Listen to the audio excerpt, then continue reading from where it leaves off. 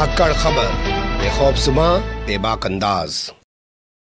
धाकड़ खबर के news room से मैं आपके साथ हूं अकरम रईस खान। एक बड़ी खबर कर्नाटक से आ रही है। जी हां, वही कर्नाटक जो साउथ का एक राज्य है, सिर्फ एक ऐसा राज्य जहां पे भारतीय जनता पार्टी सत्ता में अपने दम पर आ जाती है। हालांकि सत्ता में अपने दम पर आने के लिए बीएस येदियुरप्पा ही हमेशा बीजेपी के कर्णधार बने हैं, लेकिन आप जानते हैं हाल फिलहाल में उनको सत्ता से बाहर कर दिया, यानी कि मुख्यमंत्री पद से उनको हटा दिया और उनकी जगह पे बसवराज बोम्मई को वहां पर मुख्यमंत्री बनाकर भारतीय जनता पार्टी ने बैठा दिया है। कई सारे मंत्री भी वहां बदल दिए। उसी कर्नाटक से ये खबर आ रही है कि वहां पे अरबाज नाम के एक शख्स की पहले हत्या की गई, उसकी गर्दन काट के उसको मौत के घाट उतार दिया गया, फिर उसकी लाश को एक हादसा दिखाने के लिए रेलवे ट्रैक पर डाल दिया गया।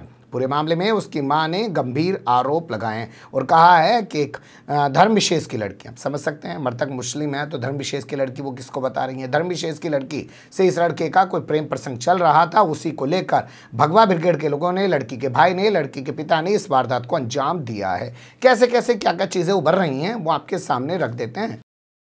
देखिए, खबर की शुरुआत होती है 28 सितंबर को। 28 सितंबर को एक खबर आती है कि कर्नाटक का एक ज़िला है बेलगाम ज़िले का एक इलाका है खानापुर, और वहाँ पे एक रेलवे ट्रैक है, वहाँ पे एक लड़की की लाश बरामद हुई है। जीआरपी मौके पर पहुंचती है। आप जानते ही हैं तमाम रेलवे ट्रैक पर जब भी कुछ होता है तो लोकल पुलिस जो है वो जीआरपी होती है, वो वहाँ पे पहुंचती है। जीआरपी मौके पर पहुंचती है, कुछ देर बाद लड़के की शिनाख्त हो जाती है, डेड बॉडी को पोस्टमार्टम के लिए भेज दिया जाता है।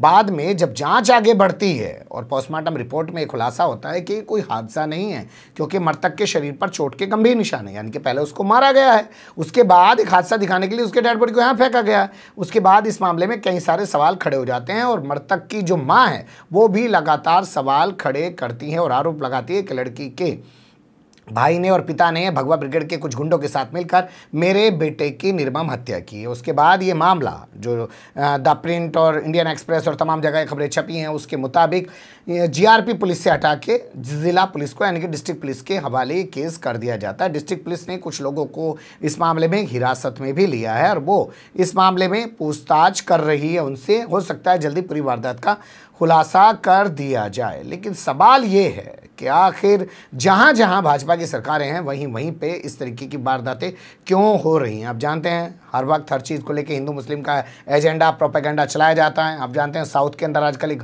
भूचाल खड़ा करने की कोशिश की जा रही है। बताया जा रहा है कि लव जिहाद चलाया जा रहा है, बाकायदा प्रायोजित तरीके से लव जिहाद को चलाया जा रहा है, जिसके तहत मुस्लिम लड़के हिंदू लड़कियों को फंसाते हैं, उनको शादियां करते हैं, फिर उनका धर्म परिवर्तन करा देते हैं। ये ठीक उसी तरीके की स्टोरी निकल के आ रही है। और कर्नाटक में अभी आपने देखा होगा बसवराज सरकार, जो मुख्यमंत्री बने हैं बसवराज बोम्मई, वो घिरी हुई है इस मुद्दे पर कि वहाँ उन्हें कई सारे मंदिर तोड़वा दिए हैं। वो हिंदू विरोधी सरकार है। तो ऐसे में अगर हिंदू विरोधी सरकार के तौर पर बसवराज गिरे हुए हैं और ऐसा कोई धमाका भगवा ब्रिगेड से करा दिया जाए जिसमें एक हिंदू लड़की से प्यार करने वाले किसी मुस्लिम लड़की की हत्या करा दी जाए, तो मामला तो बदल जाएगा ना जी। जैसे आपने देखा होगा उत्तर प्रदेश के अंदर क्या हुआ, जैसे ही महंत नरेंद्र गिरी की आत्महत्या का मामला सामने आया उसके फ़ौरन बाद 2 दिन बाद मौलाना कलीम सिद्दीकी की यूपी एटीएस ने मेरठ से गिरफ्तारी कर ली और पूरे मामले को दबाने के लिए उसको इस मामले को उछाल दिया गया। कहा गया कि धर्म परिवर्तन का एक बड़ा गोरख धंधा चल रहा था और ये सालों से चला रहे थे। तो भैया 4.5 साल से तो आदित्यनाथ योगी की सरकार थी,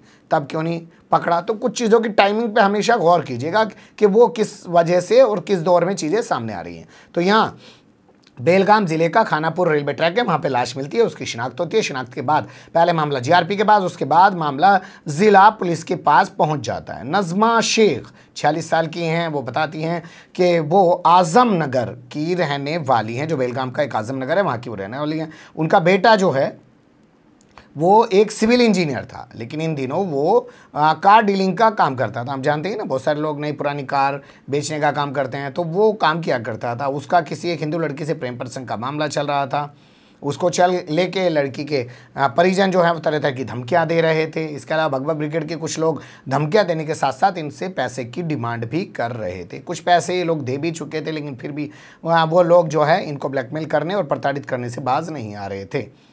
लड़के का पूरा नाम अरबाज आफ्ताब मुल्ला बताया जा रहा है। किसी ने उसकी उम्र 24 साल लिखी है, किसी ने उसकी उम्र 28 साल लिखी है। उसकी गर्दन कटी हुई लाश पड़ी मिली है रेलवे ट्रैक पर। माँ किस तरीके से अपने बच्चे की मौत के बाद, क्योंकि विधवा माँ है, विधवा महिला है ये, इनके पति की पहले मौत हो चुकी है, बताया जा रहा है इकलौता सहारा ये बेटा ही था, कैसे फपक फपक कर रो रही हैं और इंसाफ की गुहार लगा रही हैं, उनकी ज़बानी सुन लीजिए। मैं तो देखो सर, मेरे मेरे बच्चे के कैसे टुकड़े टुकड़े करे, मेरे बच्चे के टुकड़े टुकड़े करे।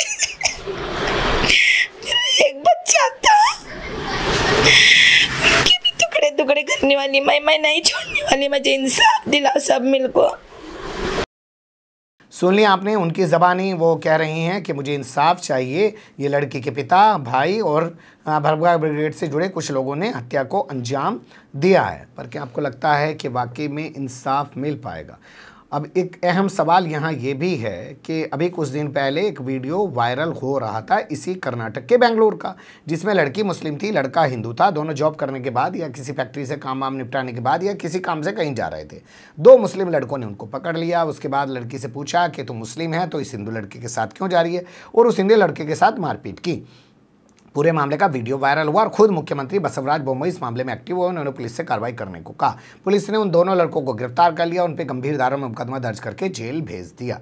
क्या यहाँ पे भी बसवराज बोम्मई को नहीं बोलना चाहिए कि मेरे राज्य में ऐसी चीज़ें नहीं चलेंगी? क्योंकि उस वक्त वो यही कह रहे थे, मेरे राज्य में ऐसी चीज़ें नहीं चलेंगी। अरबाज आफ्ताब मुल्ला की मौत के बाद क्या बसवराज बोम्मई को नहीं कहना चाहिए कि धर्म के नाम पर अगर इस तरीके से हत्या की गई है, ये मैं बर्दाश्त नहीं करूँगा? तो क्यों ना सवाल उठे कि मंदिर तोड़े जाने के बाद जो है हिंदू विरोधी साबित हो रही कर्नाटक सरकार को कुछ मामला चाहिए था, और उसके कुछ भगवा ब्रिगेड से जुड़े लोगों ने इस पूरे मामले को कर दिया है। ऐसा जो आरोप उसकी मां लगा रही है या स्थानीय लोग लगा रहे हैं, उसके सच्चाई जो भी है या जो भी तमाम चीज़ें वो तो जांच के बाद साबित हो सकती हैं, लेकिन जो चीज़ें प्रथम दृष्टया उभर कर सामने आ रही हैं वो ज़रूर सवालों को जन्म दे रही हैं कि नफ़रत का एक माहौल जो है वो चारों तरफ फैलाया जा रहा है। बस अमेरिका में जाके गांधी की बात की जा रही है, लेकिन भारत में खुद के रहते हुए गांधी जयंती के मौके पर गोडसे जिंदाबाद ट्रेंड कर रहा है और उनके खिलाफ कोई एक्शन नहीं लिया जाता। क्या ये महज इत्तेफाक है,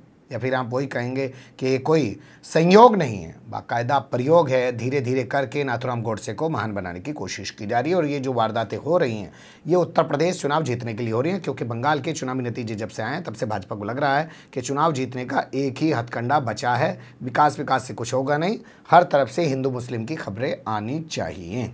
वैसे आज के चुनावी नतीजे आपने देख लिए होंगे। बंगाल के ममता बनर्जी शानदार जीत दर्ज कर रही हैं। जब ये मैं रिकॉर्ड कर रहा हूँ तब वो करीब 40,000 वोटों से आगे चल रही हैं। अब बने रहेगा धाकड़ खबर के साथ। फिलहाल कमेंट्स के रूप में आप लोग अपनी राय दे सकते हैं, खबर को लाइक कर सकते हैं, चैनल को सब्सक्राइब कर सकते हैं, ज़्यादा से ज़्यादा हमारी खबरों को शेयर कर सकते हैं। फिर ऐसे ही किसी सुलगते हुए या उलझते मुद्दे लेकर मैं आपके सामने हूँगा हाजिर। फिलहाल अभी मुझे दें इजाज़त।